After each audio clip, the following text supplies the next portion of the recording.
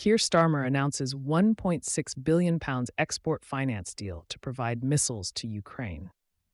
Sir Keir Starmer has announced a new deal allowing Ukraine to use £1.6 billion of UK export finance to buy air defence missiles.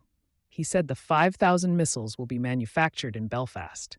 This will be vital for protecting critical infrastructure and strengthen Ukraine, he said. Sir Keir said the purpose of today's meeting was to unite Europe behind a plan to stop the fighting in Ukraine. He said, "This is not a moment for more talk. It's time to act."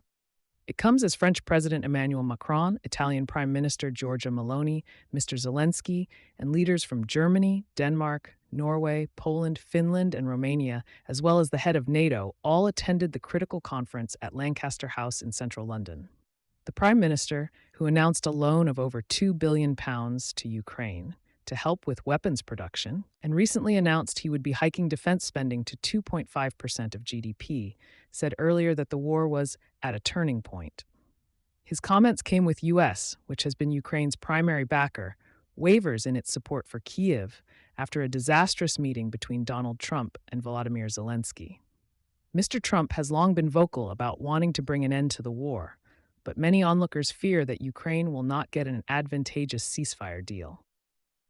At the same time, he has pushed for fellow NATO members to spend more on defense to lessen the burden on the US.